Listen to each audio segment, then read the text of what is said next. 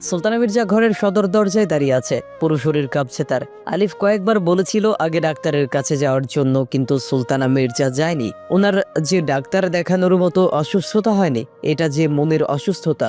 Gate থেকে কোনো মতো ধরে ধরে ঘরের দরজা পর্যন্ত এনেছে আলিয়া মাকে। আলিয়া খুব ভালো লাগছে বান্ধবীর সাথে এই উসিলায় দেখা হয়ে যাবে ভেবে। আলিফ খুব নার্ভাস, আজ প্রথমবার প্রিয়তমার পরিবারের সাথে দেখা করতে এসেছে। বুকের ভেতর অদ্ভুত রকমের অনুভূতি কাজ করছে। সুলতানা মির্জা বোরকা নিকাব করে এসেছে, তাই কিছুটা নিশ্চিত আছে যে কেউ তাকে হয়তো চিনবে না এতগুলো বছর পর। আর ওর চোখগুলো বেশ পরিবর্তন হয়েছে এখন বয়সের ছাপে, তবুও বুকটা দুরুদুরু করছে বেশ। আলিফ একটা লম্বা শ্বাস নিয়ে কলিং বেল চাপ দেয়। বাড়ির কাজের মহিলা রহিমের মা এসে দরজা খুলে দিলেন। বাড়ির ভেতরের সৌন্দর্য দেখে আলিফ আলিয়া দুজনেই বেশ অবাক।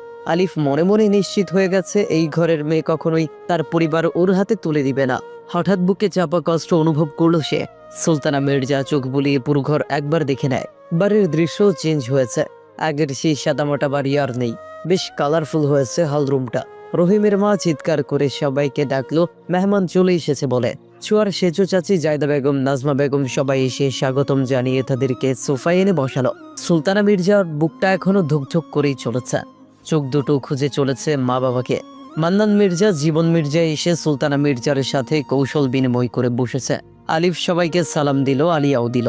সুলতানা মির্জা এই শীতের মাঝেও ঘামছে, থরথর করে কাঁপছে হাত দুটো। মনে মনে চিন্তা করছে হয়তো মা বাবা আর বেঁচে নেই। পর্দার আড়ালে 2 ফোঁটা লোনা জল গড়িয়ে পড়লো, কিন্তু কেউই দেখলো না। বেলাল মির্জা আঞ্জুমা খাতুনকে সঙ্গে করে নিয়ে এসেছেন।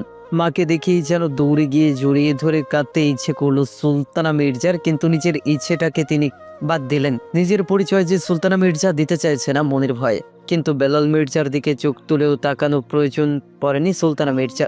বহু বছর আগে তার জেদের জন্যই মা বাবাকে ছাড়তে হয়েছিল যে তাকে। বেলাল মির্জা আলিফের বাবাকে মাতে নারাজ ছিলেন বলে মা বাবাও মেনে নেয়নি। আজও বড্ড অভিমান জমে আছে বেলাল মির্জার প্রতি সুলতানা মির্জার। আলিফ আলিয়া তাদেরকেও সালাম করলো। সুলতানা মির্জা মায়ের সাথে কথা বলতে পারছেন না, কেমন জানি গলা ধরে আসছে তার। সবাই অবাক হচ্ছে সুলতানা মির্জার অবস্থা দেখে। আলিফ সরু কণ্ঠে সবাইকে বলল তার মায়ের শরীর অসুস্থ কিছুটা। সাথে সাথে জায়দা বেগম লেবুর শরবত বানিয়ে এনে দিলেন।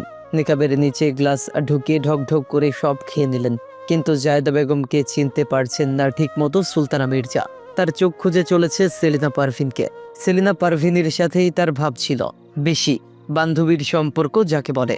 সকাল 11টা বাজলো, শুভ্র ঘুম ভাঙলো মাত্র। ঘুম ভাঙতেই সময় দেখে শুভ্রর মাথা খারাপ হয়ে যায়। রাগ হয় ছোঁয়ার উপর। সে কি পারল না একবার ডেকে দিতে? ছোঁয়া থেকে উঠে বেশ ক্ষোভ নিয়ে শুভ্র ছোঁয়াকে ডাকতে ডাকতে নিচে আসলো। ছোঁয়া রান্নাঘর থেকে শুভ্রর রাগী কণ্ঠ শুনে ছুটে আসে। ছোঁয়ার পুরো শরীর ঘামে চুপচুপে হয়ে আছে। শীতের মাঝেও মেয়েটা ঘেমে নেই একাকার। প্রথমবার এত কাজ করেছে বলে কথা। ছোঁয়া শুভ্র দুজনেই মেহমান দেখে অবাক। ছোঁয়া বেশ লজ্জা পেয়ে গেল এইভাবে সবার সামনে এসে। আলিফ একটুখানি চেয়ে ছোঁয়ার দিকে চোখ সরিয়ে নেয় আবার ওর থেকে। শুভ্র 3/4 প্যান্ট পরে আছে বলে বেশ লজ্জা পেয়ে যায়। সুলতানা মির্জা অবাক চোখে দেখছে ওদের দুজনকে। আঞ্জুমা খাতুন কিছুটা হেসে বলে উঠল, কি ব্যাপার, আমার নাতনিটা যে বিয়ের আগে আমার নাতনিটার জন্য ব্যাকুল হয়ে আছে। শুভ্র লজ্জা লজ্জা মুখ করে মাথা চুলকাতে চুলকাতে বলে, ধুর দাদুনি, কি বলো এইসব তুমি? আসলে একটু কাজ ছিল আমার। মধুবালা একটু আমার রুমে আয় তো। যাবো না, দেখো না তুমি ঘামে ভিজে গেলাম, আমি গোসল করব, আসবি কিনা সেটা বল। সেটাই তো বললাম, যাবো না আমি। দেখ বাড়াবাড়ি করিস না, ইম্পর্টেন্ট কাজ আছে আমার। তো তোমার কাজ তুমি করো, আমি কি করব সেখানে? শুভ্র আর কোনো কথা না বাড়িয়ে ছোঁয়ার হাত ধরে টেনে নিয়ে যায় নিজের রুমে। আঞ্জুমা খাতুন হাসে, উপস্থিত সবাই মুচকি মুচকি হাসে। শুধু আলিফের ভালো লাগেনি ব্যাপারটা। শত হলেও ছোঁয়া আলিফের প্রথম পছন্দ ছিল। আঞ্জুমা খাতুন একটু হেসে সুলতানা মির্জাকে বলেন, আসলে শুভ্র আমার বড় ছেলের ছেলে আর ছোঁয়া আমার মেজো ছেলের মেয়ে। তাদেরও বিয়ে ঠিক হয়েছে, একে অপরকে ভালোবাসে খুব। আর আজ আপনারা এখানে আসতে পেরেছেন তাও ছোঁয়ার জন্য। ওর জেদ ছিল ওর আর লিলির বিয়ে একসাথেই হতে হবে। এইসবের মধ্যে জীবন মির্জার মনটা খারাপ হয়ে যায় খুব, কিন্তু কেউ খেয়াল করেনি সেটা জায়দা বেগম ছাড়া। নিজের মেয়েকে সমাজের সামনে নিজের মেয়ে বলে পরিচয় দিতে না পারা যে কতটা কষ্টের তা জীবন মির্জা ছাড়া আর কেউই অনুভব করতে পারবে না হয়তো। আরে তুমি কি পাগল হলে? সবার সামনে থেকে এইভাবে টেনে আনলে কেন? কি ভাববে এখন লিলির শ্বশুর বাড়ির লোকজনেরা? কে কি ভাবলেও তাতে আমার কিচ্ছু যায় আসে না। তুই আর নিচে যাবে না যতক্ষণ না ওরা চলে যায়। কেন কেন এমন কেন? আমি যাব, আমি শুনবো সবাই কি কথা বলে। দেখ মধুবালা, বাড়াবাড়ি করিস না। সমস্যা কি তোমার? ওই আলিফ নামের ছেলেটা তোর দিকে কেমন জানি নজরে তাকায়, আমার ভালো লাগে না। বোকা একটা। আলিফ স্যার লিলির হবু বর, শুধু শুধু সন্দেহ করো। যাও ফ্রেশ হয়ে আসো, আমি গোসল করব। চল একসাথে গোসল করবো আজ। বলছি যে পাবনায় একটা সিট খালি আছে শুনছিলাম, ভাবছি তোমার ওই সিটটা প্রয়োজন। তবে রে। শুভ্র এগিয়ে যেতেই ছোঁয়া আগ ছুটে পালালো। ছোঁয়াকে সিঁড়ি বেয়ে দৌড়ে দৌড়ে নামতে দেখে আঞ্জুমা খাতুন বলেন, কিরে কি হয়েছে আমার নাতির মধুবালা? উফস দাদুনি, তোমার নাতির মাথা গেছে পুরোটা। পাবনায় সিট বুকিং করতে যাচ্ছি। নিজের রুমের দিকে ছুটতে ছুটতে ছোঁয়া বলে কথাটি। সবাই কুটকুট করে হেসে ওঠে। একটু পর লিলিকে এনে সবার সামনে বসানো হয়। শুভ্র এসে বসে। সুলতানা মির্জার বেশ পছন্দ হয় লিলিকে, কিন্তু বুক কাঁপনির জন্য তিনি কোনো কথাই বলতে পারছেন না। তবুও দু একটা কথা তো বলতেই হচ্ছে। ছোঁয়া এসে শুভ্রর পাশে দাঁড়ায়। শুভ্র ছোঁয়ার কানে কানে বলে, তোকে তো কেউ দেখতে আসেনি, তবে কেন এইভাবে সেজে গোজে হাজির হলি তুই? নাকি আমাকে পাগল করার ধান্দা? ভালোই ভালোই বলছি, কিন্তু আমার সামনে এইভাবে সেজে গোজে আসবে না, পুরোটা খেয়ে ফেলবো একদম। ধুর, তুমিও না, সবার সামনেও লজ্জা দাও শুধু। শুভ্র মুচকে হাসে ছোঁয়ার কথায়। এদিকে লিলি আর আলিফের বিয়ের সব কথাবার্তা ঠিক হয়ে গেল। সুলতানা মির্জা হঠাৎ বলে উঠলেন, আপনারা এত বড় লোক অথচ আমার কিছুই নাই। আমরা মধ্যবিত্ত। আমার স্বামীর পেনশনের টাকা আর আমার ছেলের সামান্য ইনকামেই আমাদের পরিবারটা চলে। বেলাল সাহেবের একমাত্র মেয়ের জন্ম হয়েছে সোনার চামচ মুখে নিয়ে। সে কি পারবে আমাদের মধ্যবিত্ত পরিবারের সাথে খাপ খাইয়ে চলতে? আর বেলাল সাহেবের কি কোনো সমস্যা নেই এত নিচু পরিবারের সাথে তার মেয়ের সম্পর্ক করতে যাচ্ছে? সুলতানা মির্জার কথা শুনে সবাই অবাক। বেলাল মির্জা যে মন থেকে রাজি নেই সেটা সবাই জানে।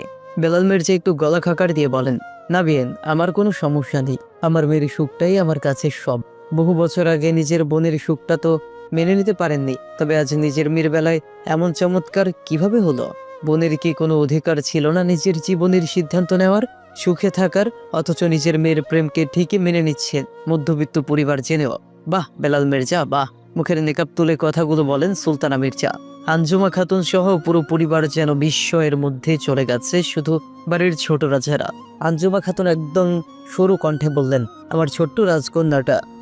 আঞ্জুমা খাতুন মেয়েকে জড়িয়ে ধরে বসে আছেন। মামে দুজনেই কাছেন বোবা কান্না। মেয়েকে পেয়ে আঞ্জুমা খাতুন সে মহা খুশি, তা সবাই স্পষ্ট দেখতে পাচ্ছে। ধীরে ধীরে সবার সাথেই ফ্রি হয়ে গেলেন সুলতানা মির্জা, শুধু বেলাল মির্জা ছাড়া। আলিয়া আর আলিফকেও সবাই খুব আদর স্নেহ করলো। বাড়ির ছোটরা সবাই অবাক, যেন এক ঘোরের মধ্যে আছে তারা। লিলি, ছোঁয়া, শুভ্র হঠাৎ একসাথে বলে উঠল, আমাদের ফুপি আছেন অথচ কেউ আমাদেরকে এই বিষয়ে বলার প্রয়োজন মনে করেনি কখনো। কেন? আঞ্জুমা খাতুন কিছু না ভেবেই বলে উঠলেন, সব তোর বাবার জন্য হয়েছে। তোর বাবা চায়নি এই ঘরে আমার মেয়ের নাম কেউ উচ্চারণ করুক, তাই বড় ছেলে কিনা তোর বাবা এই ঘরের, তাই তোর বাবার কথাই তো চলে বেশি। তাহলে তো আমি এই বংশের একমাত্র বংশধর এই মুহূর্তে, তাহলে আমার কথাও সবার শোনা উচিত। আরে দাদু ভাই, তোর আবার কি কথা? যাকে চেয়েছিস তাকে তো দিয়েই দিলাম তোর হাতে তুলে। তোমরা তুলে না দিলেও আমার মধুবালাকে আমার থেকে কেউ আলাদা করতে পারতো না। এই মধুবালার জন্য কত কি করেছি তা তো শুধু আমিই জানি। যাই হোক, আমি বলতে চাচ্ছিলাম, এতগুলো বছর পর আমরা জানতে পেরেছি আমাদের একটা ফুপি আছেন। ফুফাতো ভাই বোন আছে, তাই আমি চাই আমার ফুপিরা আজ থেকে আমাদের সাথেই থাকবেন। আমাদের পরিবার আবারও পূর্ণ হবে এইবারের মেয়ের আগমনে। আমরা এক পরিবার হব। আমি চাই আমার এই সিদ্ধান্তকে সবাই সম্মান করুক। শেষের কথাটা শুভ্র নিজের বাবা মায়ের দিকে তাকেই বলে।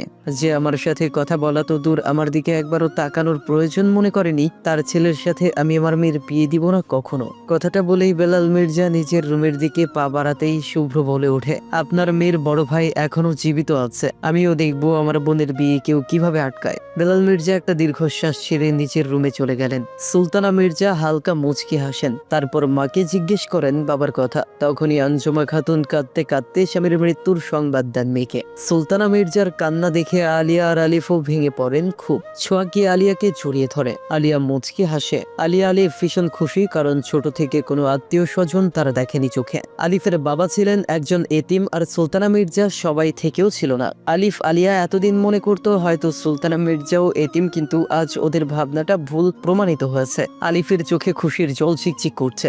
সুলতানা মির্জাকে আজকের আগে প্রাণ খুলে কাঁদতে বা হাসতে সে দেখেনি তার বয়সে। দুপুরের খাওয়ার সময় হয়ে এসেছে, সবাই খেতে বসেছে। খাওয়া শুরু করার আগে সুলতানা মির্জা বেলাল মির্জার রুমে গিয়ে ভাইয়ের সাথে সব রাগ অভিমান মিটিয়ে এসেছেন আর সাথে খেতে বসেছেন। হানজুমা খাতুন মনে মনে বলেন, আজ আমার মৃত্যু হলেও আর কোনো আফসোস থাকবে না আমার। খেতে খেতেই সুলতানা মির্জা বলেন, মা আজ আমার খুব ইচ্ছে করছে সেলিনা ভাবির হাতের পায়েস খেতে। ওনার মতো পায়েস এই পৃথিবীতে আর কেউই পারে না বানাতে। কিন্তু সেলিনা ভাবি কোথায়? বেড়াতে গেছেন নাকি কোথাও গেছেন দরকারে, দেখছি না যে ওনাকে। সুলতানা মির্জার কথা শেষ হতে না হতেই ছোঁয়া বসা থেকে উঠে নিচের রুমে ছুটে যায়। সুলতানা মির্জা বুঝতে পারেন না বিষয়টা।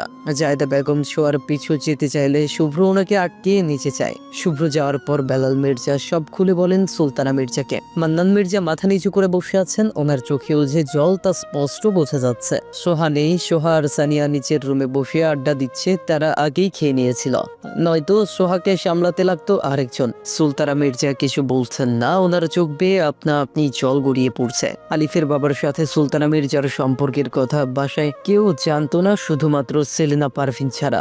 সেলিনা পারভিন সবাইকে অনেক বোঝানোর চেষ্টা করেছিলেন, কিন্তু বেলাল মির্জাকে কেউ বোঝাতে পারেননি সেদিন।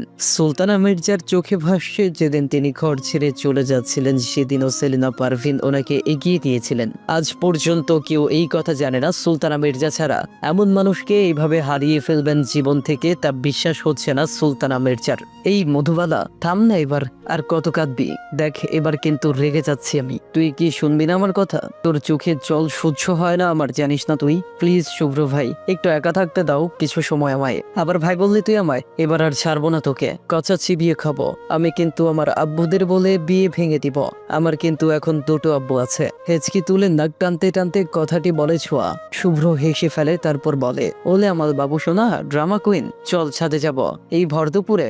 চল। ছোঁয়া বসা থেকে ওঠে না। শুভ্র একটা রুমাল ভিজিয়ে এনে ছোঁয়ার মুখটা ভালো করে মুছে দেয়। ছোঁয়া কিছু বলে না। শুভ্র কয়েকবার বলল ছাদে যাওয়ার কথা, কিন্তু ছোঁয়া শুনল না। হঠাৎ করেই খুব মন খারাপ হয়ে যায় ছোঁয়ার। সেলিনা পারভিনকে মনে পড়ে ভীষণ। শুভ্র আর কিছু না বলে ছোঁয়ার কোলে মাথা রেখে শুয়ে পড়ে। ছোঁয়া খাটে আধশোয়া হয়ে বসেছিল। শুভ্র ছোঁয়ার কোলে মাথা রাখতেই ছোঁয়া ওর চুলে বিলি কাটতে থাকে। এভাবে অনেকক্ষণ থাকার পর দুজনেই ঘুমে তলিয়ে যায়। সুলতানা মির্জা আর বাড়ির বড়রা সবাই এসে দেখে শুভ্র ছোঁয়ার কোলে মাথা রেখেই ঘুমু, আর ছোঁয়া আধশোয়া হয়ে বসে ঘুমিয়ে গেছে। তাই সবাই বেরিয়ে যায়। শুভ্র যে ছোঁয়াকে সামলাতে পেরেছে এটাই অনেক সবার জন্য। ঘুরিয়ে পেঁচিয়ে তুমি আমার মামাতো বউ হলে তবে এবার তো আর স্যার ডাকা চলবে না ম্যাডাম।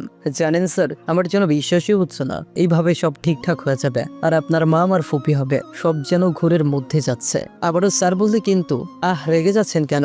ভালোই লাগে স্যার ডাক দে। আমাদের বিয়ের 3 বছর পর যদি আমাদের একটা ফুটফুটে কিউট বেবি হয়, তার নাম ধরে অমুকের আব্বু তমুকের আব্বু ডাকবো কেমন? আলিফ কুট কুট করে হেসে ফেলে লিলির কথায়। হাসতে হাসতেই আলিফ বলে, 3 বছর কেন? অমুকের আব্বু তমুকের আব্বু ডাক শোনার জন্য এত বছর অপেক্ষা করতে পারবো না ম্যাডাম আমি। আমাদের বিয়ের 1 বছরের মধ্যে আমার বেবি পৃথিবীর আলো দেখবে, দেখে নিও। এস বললেই হলো নাকি? আচ্ছা আমাদের বিয়ের আর মাত্র আছে 3 দিন, কিন্তু আমার মনে হচ্ছে এই 3 দিন আমার জন্য 3 বছরের সমান।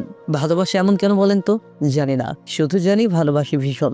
ছোঁয়ার ঘুম ভাঙে সন্ধ্যায়। ঘুম থেকে জেগে ছোঁয়া নিজেকে বিছানায় শোয়া আবিষ্কার করলো, অথচ ছোঁয়ার মনে আসে সে আজ শোয়া হয়েই ঘুমিয়েছিল। চারদিকে তাকিয়ে দেখে শুভ্র কোথাও নেই। ব্যালকনির দিকে চোখ যেতেই দেখে বাহিরে অন্ধকার হয়ে এসেছে। চট করে দ্রুত উঠে বসে ছোঁয়া। তারপর ফ্রেশ হয়ে এসে ছোঁয়া হল রুমের দিকে পা বাড়ায়। পুরো ঘর সাজানোর কাজ শুরু হয়ে গিয়েছে দেখে ছোঁয়া অবাক। শুভ্র এক পাশে বসে হিসেব করছে। ছোঁয়া রান্নাঘরের দিকে পা দিতেই জায়দা বেগম এসে ওর হাতে কফির মগ দিয়ে বলেন, সকাল থেকে অনেক কাজ হয়ে গিয়েছে, এখন আর রান্নাঘরের কাছেও যেন না দেখি। 2 দিন পর বিয়ে, ত্বকের যত্ন নে। ছোঁয়া মুচকি হাসে। জায়দা বেগম এখন ছোঁয়াকে তুই করে বলেন, আগে তুমি বলতো। ছোঁয়ার বেশ ভালো লাগে। জায়দা বেগমের মাঝে সেলিনা পারভিনকে খুঁজে পায় ছোঁয়া। ছোঁয়া কফিতে চুমুক দিতে দিতে শুভ্রর পাশে গিয়ে দাঁড়ায়। শুভ্র ছোঁয়ার উপস্থিতি টের পেয়ে হালকা কেসে বলে, তাহলে অবশেষে ম্যাডামের ঘুম ভাঙলো? তা নিজে খাচ্ছ আর আমারটা কই কফি? এমা তুমি কিছু খাওনি বুঝি এত সময়? একটু আগেই ঘুম ভাঙলো আর উঠে আসতেই কাজে লাগিয়ে দিল। আচ্ছা এ নাও আমারটা খাও কফি, আমি কিছু নাস্তার ব্যবস্থা করছি। ছোঁয়া শুভ্রর হাতে কফি দিয়ে যেতে নিতেই শুভ্র ছোঁয়ার হাত টেনে ধরে কানে কানে ফিস ফিস করে বলে, খিদে লেগেছে যে অন্য কিছুর মধুবালা, তুই কেন বুঝেও না বোঝার মতো হয়ে থাকিস? বুকটা জোরে যে ভীষণ পিপাসা।